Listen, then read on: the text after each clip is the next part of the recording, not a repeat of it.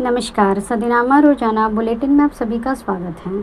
मैं रूपा रजक आ गई हूँ लेकर 5 मई 2026 का संपादकीय, जिसका शीर्षक है बंगाल में दीदी के बाद दादावाद, जिसे कलमबद्ध किया है हमारे सह संपादक राकेश अचल जी ने।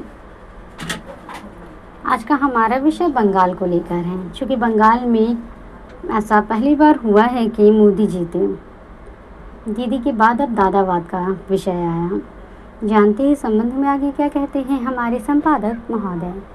5 राज्य विधानसभा के चुनाव में इतिहास सिर्फ बंगाल में ही नहीं बदलता, बल्कि तमिलनाडु और केरलम में भी बदला है। किंतु सबसे ज़्यादा चर्चा बंगाल के चुनाव की। यह चर्चा होनी भी चाहिए, क्योंकि अब बंगाल में दीदी ममता का राज गया और दादा अमित शाह का राज आया। बंगाल का चुनाव किसी बंगाली नेता के नाम पर नहीं जीता गया, इसीलिए अब यहाँ जो राज होगा वह गुजराती होगा, जिसे आप दादावाद कह सकते हैं। 5 राज्यों में से 2 पार्टी की सरकार बचाने और बंगाल जीतने के बाद भाजपा के एकमेव पूर्णकालिक प्रचारक और प्रधानमंत्री मोदी की जबान पर 18 अप्रैल को बैठी कांग्रेस, डीएमके, टीएमसी और सपा का ही नाम था।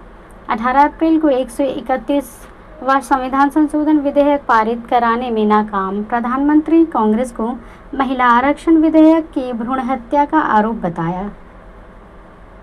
बताकर श्राप दिया था और 4 मई को ठीक 17 दिन बाद भी कांग्रेस और डीएमके, टीएमसी तथा सपा को कोसा। 5 राज्यों में से केवल तमिलनाडु का चुनाव परिणाम मुझे चमत्कृत करने वाला लगा।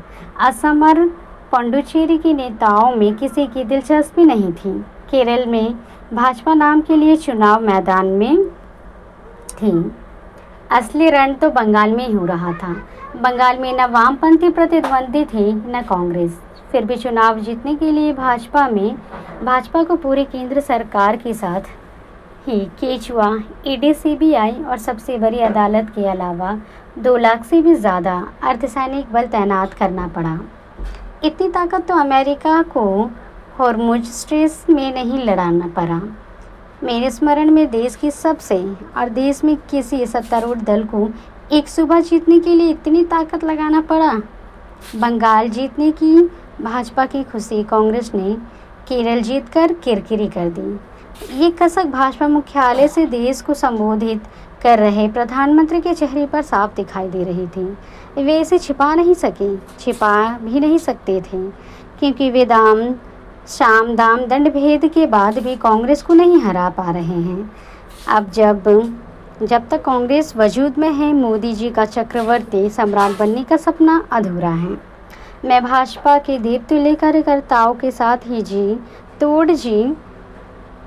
तोड़ नहीं बल्कि हाड़ तोड़ श्रम करने वाले प्रधानमंत्री गृह मंत्री को बंगाल, असम और पुडुचेरी जीतने की बधाई दे रहा हूँ। लेकिन कोई खुश नज़र नहीं आ रहा। समूची भाजपा कांग्रेस के केरलम की सत्ता मिलने से आहत है। एक राष्ट्रीय दल को जो भाजपा से 100 साल पुरानी है, उसको सरकारी या शहरी नक्सलियों का गिरोह कहकर प्रधानमंत्री ने एक बार फिर प्रमाणित कर दिया है कि भाषा के मामले में उनका दारिद्र्य मालिन्य खत्म ही नहीं हो रहा।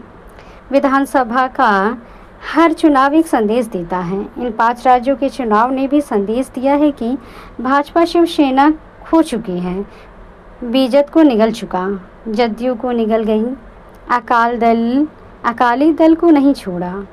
ये फहरिस्त लंबे, इसमें कितने नाम और जोड़े जाएंगे, भाजपा के अलावा कोई नहीं जानता। कल तमिलनाडु और केरलम भी इसी तरह क्षेत्रीय दलों के हाथों से जाएगा। पिछले 1 दशक में भारतीय चुनाव प्रणाली और दल बदल कानून में जो बिगाड़ आया, उसे देखते हुए कांग्रेस समेत अन्य क्षेत्रीय दलों की जिम्मेदारी बढ़ गई।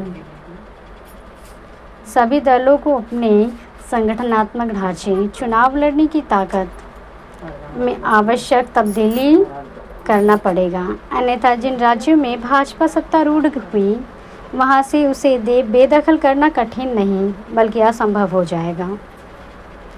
कांग्रेस के लिए ये आत्मलोकन का सही समय है। अतीत में कांग्रेस जिन राज्यों से सत्ताच्युत हुई, उनमें से कितने वे वापस लौटी, या वापस लौटने में कांग्रेस को कितना वक्त लगा, ये तथ्य भी सामने रखा जाना चाहिए। कांग्रेस को मैंने अपने बंगाल, बिहार, महाराष्ट्र, उत्तर प्रदेश, उत्तराखंड, मप्र, राजस्थान, हरियाणा, छत्तीसगढ़, पंजाब, असम से उखड़ते देखा। इनमें से कितने राज्यों में कांग्रेस की वापसी हुई? बहरहाल बहस और मिनिमम विमर्श इस बात पर होना चाहिए कि भाजपा जीती कैसे और विपक्ष हारा कैसे। भाजपा भी अभी चुनाव राजनीति या रणनीति लगातार कायम या कामयाब कैसे हो रही हैं। इन सवालों के उत्तर न मिले तो आज कांग्रेस को अर्बन नक्सलियों का गिरोह कहा गया है।